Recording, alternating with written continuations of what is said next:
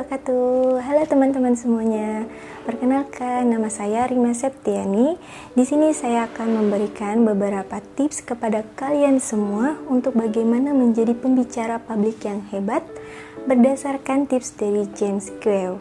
Nah, ada 10 tips untuk bisa menjadi public speaker berdasarkan tips dari James Quayle. Nah, tips yang pertama itu adalah direct eye contact. Yang kedua, animation. Yang ketiga, projection. Yang keempat, variation of tone. Yang kelima, pleasant pitch. Yang keenam, clarity. Yang ketujuh, confidence. Yang kedelapan, smile. Yang kesembilan, pacing. Dan yang kesepuluh atau yang terakhir, authority. Tips yang pertama yaitu direct eye contact atau kontak mata langsung. Nah, ketika kita menjadi seorang pembicara, hal yang harus kita perhatikan itu adalah eye contact. Saat berbicara, mata kita harus tertuju pada audiens. Jangan melihat ke atas atau bahkan menunduk. Nah, akibatnya audiens akan merasa diacuhkan oleh pembicara. Tips yang kedua, animation. Gerakan atau ekspresi wajah. Di tips yang kedua ini, perlu kita ekspresikan gerakan tubuh atau wajah kita ketika sedang berbicara agar terlihat enjoy di hadapan audiens dan tidak terlihat kaku di hadapan audiens. Tips yang ketiga, projection. Suara powerful. Nah, ketika kita menjadi seorang pembicara, apalagi pembicara di acara yang memiliki ratusan atau bahkan ribuan audiens menggunakan suara yang kecil, itu hal yang tidak mungkin, bukan? Nah, maka dari itu kita perlu mengeluarkan suara yang powerful atau yang kencang untuk audiens yang begitu banyak agar terdengar sampai jauh. Kita menggunakan suara yang standar saja itu ketika audiens tidak terlalu banyak atau sedikit. Nah, jadi di sini kita bisa menentukan kapan menggunakan suara powerful, kapan menggunakan suara yang standar saja. Itu semua tergantung dari jumlah audiensnya.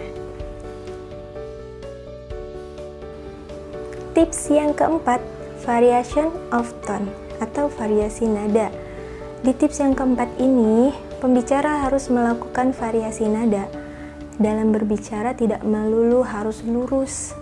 Usahakan bervariasi, berbicara sebaik mungkin agar audiens ketika mendengar itu tidak jenuh. Dan variasi nada di sini itu pembicara harus tahu jeda seorang pembicara ketika sedang berbicara di depan. Nah, perhatikan tanda koma atau titik, kapan harus berhenti, kapan harus terus berbicara. Nah, karena berbicara tidak asal berbicara saja. Tanpa adanya jeda, bicara kita akan terlihat membosankan dan merasa jenuh. Maka dari itu variasi nada harus sangat diperhatikan. Tips yang kelima, ada pleasant pitch. Suara yang menyenangkan. Nah, di tips yang kelima ini mungkin tidak jauh-jauh ya, seperti halnya tips yang keempat, dengan menggunakan suara yang menyenangkan dan bervariasi. Nah, sisipkan suara-suara yang mengandung unsur kelucuan agar audiens juga bisa merasakan suasana pembicara. Tips yang keenam, clarity, kata-katanya yang jelas. Nah, di tips yang keenam ini, pembicara sangat perlu berbicara dengan kata-kata yang jelas agar mudah dipahami oleh audiens. Berbicara yang baik dan juga tenang agar ketika berbicara mengeluarkan sepatah dua patah bisa terdengar jelas oleh audiens. Tips yang ketujuh, confidence. Nah, di tips ketujuh ini ketika kita menjadi seorang pembicara, hal yang perlu kita lakukan adalah relax, tenang, jangan menunjukkan kita itu tegang di hadapan audiens. Tips yang ke-8, smile. Nah, di tips yang ke-8 ini, jangan melupakan senyum kepada audiens. Itu hal yang sangat perlu. Nah, tunjukkan keramahan kita kepada audiens dengan memberikan senyuman.